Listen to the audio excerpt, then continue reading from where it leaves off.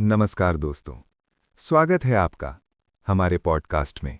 इंसान तब नहीं टूटता जब दुनिया उसे गिरा देती है। वो तब टूटता है जब अपने उसे पहचानना बंद कर देते हैं। रात धीरे धीरे उतर रही थी। गुरुकुल की पत्थर की दीवारों पर मशालों की लौ कांप रही थी और उन्हीं कांपती रोशनी के बीच खड़ा था अर्जुन विराज। कभी इस गुरुकुल का सबसे तेज शिष्य, आज वही सबसे बड़ा सवाल बन चुका था। इसका प्राण टूट गया है। एक धीमी सी आवाज उठी। फिर वही बात हर तरफ फैल गई, जैसे हवा में कोई जहर घुल गया हो। अर्जुन ने बस अपनी मुट्ठी थोड़ी कस ली, पर उसने सिर नहीं उठाया, क्योंकि जब इज्जत टूट जाती है तो आंखें उठाना सबसे मुश्किल हो जाता है। ऊपर से आचार्य की आवाज आई, ठंडी, बिल्कुल ठंडी। अर्जुन विराज, तुम्हारा नाभि चक्र पूरी तरह नष्ट हो चुका है। तुम्हारी साधना यहीं समाप्त होती है। इतना कहकर वो चुप हो गई, लेकिन उस एक वाक्य ने 30 साल की तपस्या को राख बना दिया। अर्जुन ने धीरे से सांस ली, जैसे वो अपने अंदर बची हुई आखिरी चीज को पकड़ना चाहता हो, पर अंदर कुछ भी नहीं था, सिर्फ खालीपन। भीड़ में से एक और आवाज आई, अर्जुन। वो आवाज वो पहचानता था, मीरा। कभी उसकी आंखों में उसके लिए गर्व होता था, आज सिर्फ दूरी थी।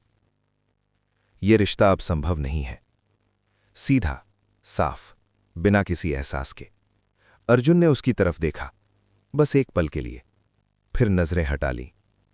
समझ गया, बस इतना ही कहा। कुछ रिश्ते टूटते नहीं, बस अंदर से खत्म हो जाते हैं। रात और गहरी हो गई।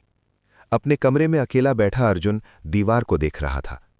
न आंसू थे, न गुस्सा, बस एक अजीब सी खामोशी।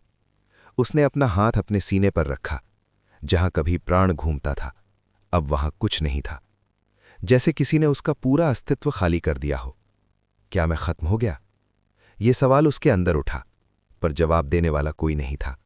तभी एक हल्की सी गर्मी महसूस हुई, बहुत हल्की, जैसे राख के नीचे कोई अंगारा अब भी जिंदा हो।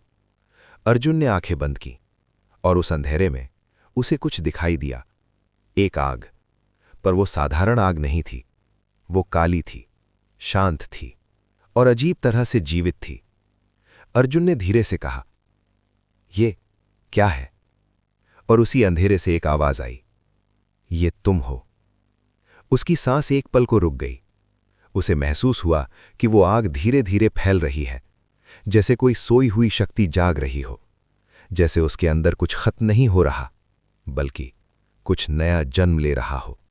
और उस रात, जब पूरा गुरुकुल सो रहा था, एक ऐसी शक्ति जाग रही थी जिसका नाम दुनिया भूल चुकी थी। जब प्राण समाप्त होता है, तब असली शक्ति शुरू होती है। क्या सच में अर्जुन खत्म हो चुका है, या उसकी असली कहानी अब शुरू होने वाली है? दोस्तों, आपको क्या लगता है? क्या यह अर्जुन के जीवन का अंत था, या आगे कहानी कोई नया मोड़ लेने वाली है?